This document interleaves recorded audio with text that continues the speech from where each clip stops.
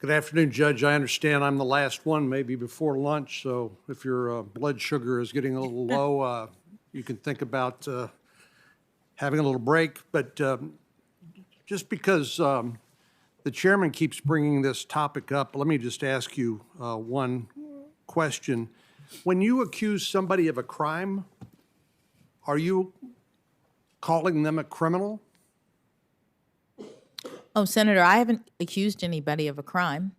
That's not my question. When in common understanding and in plain English, if you accuse someone of a crime, are you accusing them of being a criminal? It depends on the context. It depends on what else you say about them. It depends on the circumstances. It depends on the circumstances. Yes. So you put this in the same category as defining what a biological woman is? No, You're really not sure. I didn't say I wasn't sure. I said it depends on the circumstances. So you are sure? No, I said it depends on the circumstances that you're positing as to whether or not you're calling someone a criminal. I just don't think that's credible, Judge. Let me ask you another question. You talk about the public confidence in the courts, in our institutions, which I agree are very, very important, that the public has confidence in our judiciary. Would you agree with me that to the extent that people perceive that judges, unelected, lifetime tenured judges, are making policy pronouncements or political decisions, that it undermines public confidence? I do. Thank you. Yesterday, we talked a little bit about precedent. And I know Senator Feinstein, as she does in these hearings, talked about super precedent, and in particular, Roe versus Wade. And I want to talk a little bit about that. But first, let me just ask you, do you think there's any good reason for the Supreme Court not to overrule a previous decision when they've concluded that that decision was wrong? Thank you, Senator. Again, it's hard for me to answer that question in the abstract. What I'll say is that the Supreme Court has laid out factors beyond just the precedent being wrong as a reason to overturn it. Well, we talked a little bit about this yesterday. The Supreme Court revisited the issue of separate but equal, which was the law, the constitutional interpretation of the Supreme Court under Plessy versus Ferguson, and overruled that precedent because it concluded it was wrong, right? I haven't looked carefully at whether all of the different factors that the Supreme Court now uses to overturn were discussed in the opinion. But now the Supreme Court's precedent is to overturn on the basis of a number of different factors and not just whether or not it's wrong. So are you suggesting that the Supreme Court could not or would not overrule a precedent that it determined was wrongly decided? No, I'm suggesting that the Supreme Court's case law indicates that it looks at multiple factors. No, I understand. You go through the stare decisis analysis, right? Yes. But if it's wrong, that's one of the factors that you consider, right? Yes, but it's not the only one. So are you suggesting that there may be circumstances under which the court determines its previous decision is wrong, but it will not overrule it? The fact that there are multiple factors indicates that the court looks at more than whether or not it's wrong. Okay. So you would say, if I'm interpreting you correctly, that if the court concludes its previous decision is wrong, it won't necessarily overrule that. It applies a multi-point analysis. Yes, I think that's accurate. Back when Roe versus Wade was decided in 1973, generally speaking, the court said that the states may not limit access to abortion pre-viability, but post-viability, there could be some restriction on the right to abortion. Is that generally the... As a general matter, yes. Okay, thank you. Okay. Well, and then I think it's since 1973, the question of viability has risen again, what that actually means, because now viability was around 28 weeks. That is, the fetus could live outside the womb, but today, because of the advances in medical science, the fetus can live outside the womb after about 23 weeks. Is that your understanding? Senator, I haven't studied this, so I don't know a number of weeks in the way that you're saying. Well, let's talk a little bit about viability. The line that was drawn for pre-viability and post-viability analysis by the courts. What does viability mean when it comes to an unborn child, in your understanding?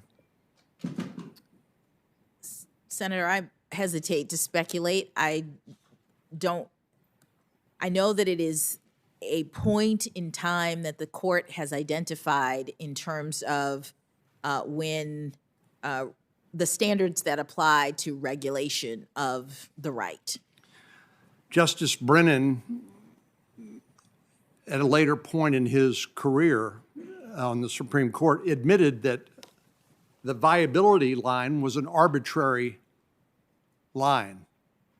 Do you agree with him? Senator, I'm not able to comment on viability. There's a case pending in the Supreme Court right now concerning the issues. I'm asking you about previous decisions, but I hear you. No one suggests that a 20-week-old fetus can live independently outside the mother's womb. Do they? I don't know. I mean, the child will need to be fed or sheltered and all the other essentials to sustain human life. So there's no suggestion that after 20 weeks that a child can live independently, correct? Senator, I'm not a biologist. I haven't studied this. I don't know. You don't know whether an unborn child could live outside the womb at 20 weeks gestation? What I know is that the Supreme Court has tests and standards that it's applied when it evaluates regulation of the right of a woman to terminate their pregnancy. They have the court has announced that there is a right to terminate up to the point of viability subject to the framework in Roe and Casey, and there's a pending case right now that is addressing these issues. The Constitution doesn't mention the word abortion, correct? That's correct. Just like it doesn't mention the word marriage, correct? That is correct. And so as you and I discussed, perhaps ad nauseum yesterday, when we were talking about substantive due process, this is one of those unenumerated rights that the court has created, court-made doctrine or law, and creating a constitutional right, even though it's not explicitly mentioned in the Constitution itself. Correct? The court has interpreted the due process clause of the 14th Amendment to include... Right. We talked about substantive due process yesterday, and that's what this is, right? The Supreme Court cases that deal with the right of abortion is a result of substantive due process analysis like you and I talked about yesterday. Yes. Okay. In the, you remember when you were confirmed for the Court of Appeals, in that process, we had a hearing, and then we sent you questions for the record, what we call QFRs around here. Yes. And one of those, question number 10, was, does the Constitution protect rights that are not expressly enumerated in the Constitution? As part of your answer, you mentioned Roe versus Wade and Planned Parenthood versus Casey, and you said this, and I'll quote, they articulate a limited right to terminate a pregnancy. What is the limitation that you understand that was pronounced in Roe versus Wade and Casey when it comes to a right to terminate an abortion? What are the limitations under current law? Under current law, as I understand it, there are limitations in so far as there can be regulation of that right pre-viability unless the regulation imposes an undue burden on the exercise of the right. And there can be regulation after viability, as long as there's exception for the health and I think maybe life of the mother. So it's the limitations are about whether and to what extent the government can regulate the right.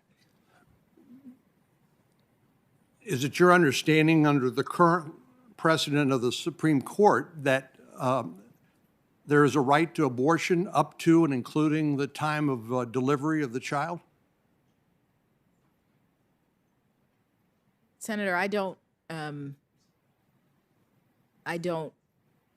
know, actually. I mean, the Supreme Court in every case is looking at individual regulations of the government related to individual rights. And I am not aware of the court having made a pronouncement about whether or not regulation can extend all the way up until birth. I'm just not aware of that.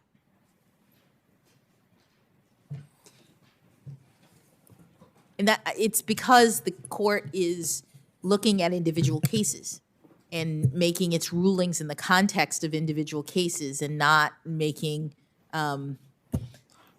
sort of pronouncements in general. So you are suggesting that in some individual case, the right to abortion could extend through the entire pregnancy up until the time the child is delivered? No, Senator, I'm suggesting that I'm not aware of any case that's handled the issue.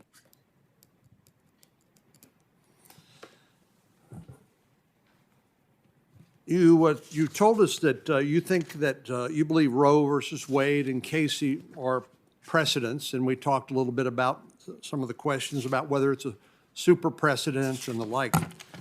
Are you familiar with the Supreme Court's decision in the Heller case? I am. And that was a decision by the United States Supreme Court that recognized the individual right to keep and bear arms under the Second Amendment, correct? Yes. Is that a precedent of the court? It is. And you would respect that precedent? Yes, Senator. All precedents of the Supreme Court have to be respected. Is it equivalent in terms of its precedence to Roe versus Wade, or would you evaluate it differently? I'm not aware of any ranking or grading of precedents. All precedents of the Supreme Court are entitled to respect on an equal basis. I agree with you. That's why it kind of blows my mind when people talk about super precedents, as if somehow one precedent was different in terms of its significance or priority under the Constitution than others. In the short period of time I have remaining, let me just revisit with you some of the questions we talked about yesterday with regard to free exercise of religion. And of course, that's recognized explicitly under the United States Constitution, the First Amendment, correct? Yes. Okay. Are you familiar with the cases that have been litigated before the Supreme Court of the United States involving the Little Sisters of the Poor with regard to the Affordable Care Act mandate on contraception coverage? Yes. Okay.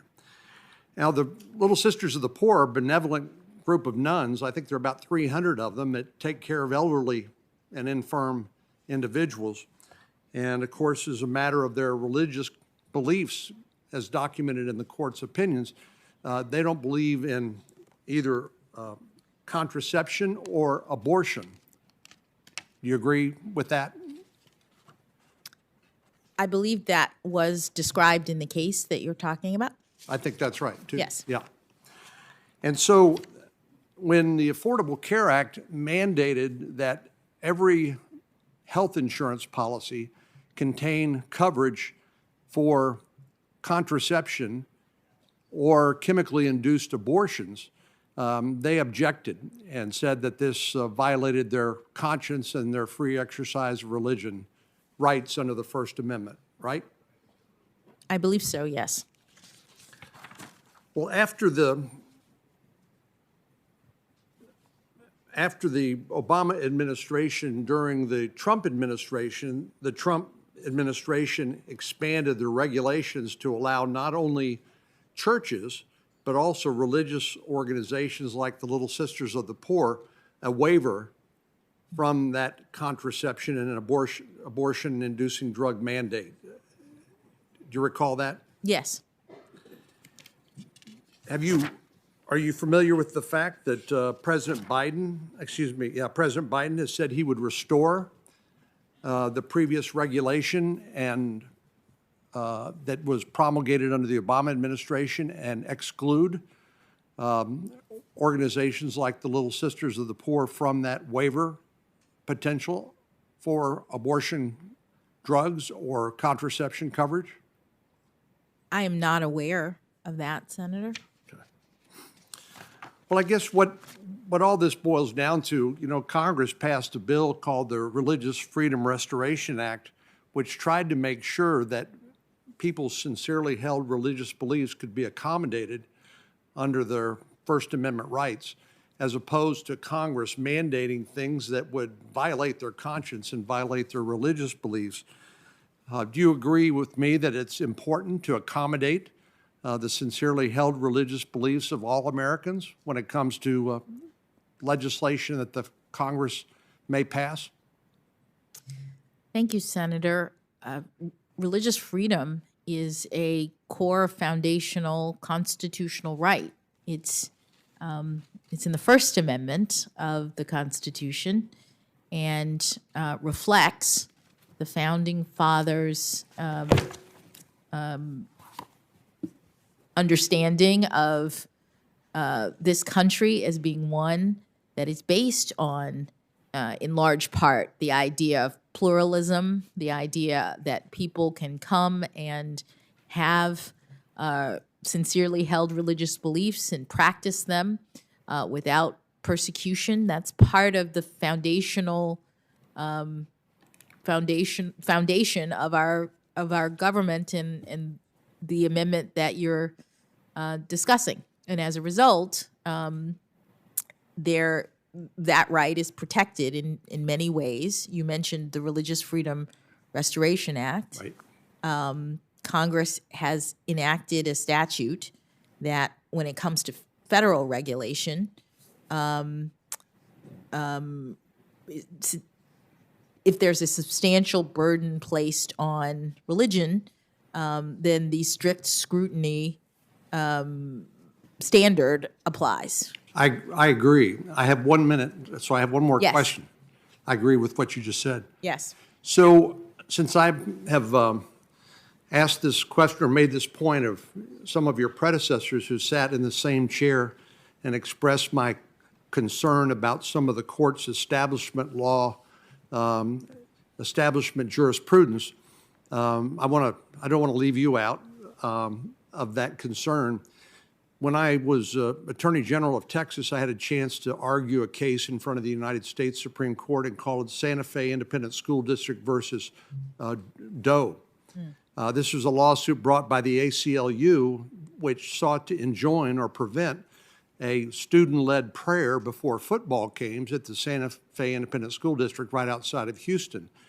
In the end, 5 judges said that that violated the Establishment Clause of the Constitution, causing Chief Justice Rehnquist to write in his dissent that the Constitution mandates neutrality toward religion, not hostility, but that the court's decision evidenced hostility towards religious expression, leaving me to conclude that the public square, we can talk about everything from violence to misogyny to sex, you name it, but we can't talk about sincerely held religious beliefs.